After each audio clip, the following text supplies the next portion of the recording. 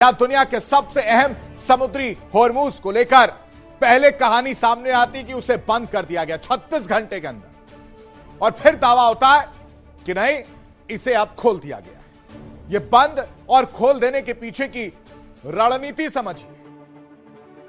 रास्ता खुलने के साथ ही ईरान ने जहाजों के लिए नए नियम भी लागू कर दिए। अब कोई भी जहाज बिना मंजूरी के होर्मुज से नहीं गुजर सकेगा, और इसके लिए कम से कम मिनिमम जो है 48 घंटे पहले आवेदन करना होगा और पूरे समय समुद्री अधिकारियों के संपर्क में रहना होगा। ईरान की नई संस्था, अगर आपको याद हो दर्शकों, जब PGSA के बारे में हमने आपको बताया था, यानी पर्शियन गल्फ स्टेट अथॉरिटी,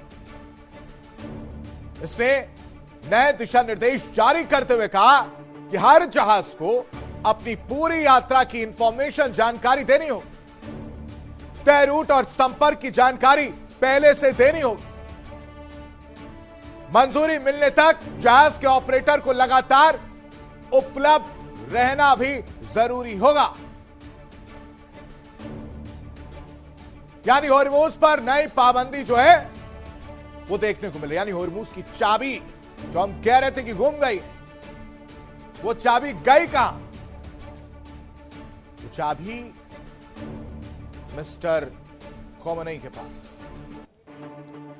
क्योंकि एक तरफ स्ट्रेट ऑफ हॉर्मुज को बंद करने वाली कहानी 36 घंटे के अंदर, फिर उसे खोलने की बात, और इन दोनों के बीच, इन दोनों कंफ्यूजन के बीच नया नियम ईरान का लागू होता है। समुद्री नियम बदल दिए जाते हैं। 60 दिन के लिए इंश्योरेंस फ्री वाली बात सामने आती है, और उसके बाद से पैसे लेने की बात। यानी समुद्री सुरक्षा को लेकर ईरान का तेवर सख्त है। कह रहा है कि 48 घंटे पहले मंजूरी अनिवार्य है, रूट और समय की जानकारी देना अनिवार्य है। PGSA की मंजूरी के बिना एंट्री नहीं होगी। बिना मंजूरी होर्मुज से जहाज नहीं गुजर सकेंगे, यह पूरी तरह से बता दिया गया है। कह रहे सुरक्षा कारणों की वजह से, और तो और माइन प्रभावित क्षेत्र का हवाला दिया गया। अरे तो ये माइन डाला किसने? पहले माइन डाल दो और इसके बाद से कहो कि नहीं, खतरा है, और टोल लिया जाएगा, पैसे लिए जाएंगे सर्विस के नाम पर। नियम तोड़ने पर जहाज मालिक को जिम्मेदार माना जाएगा।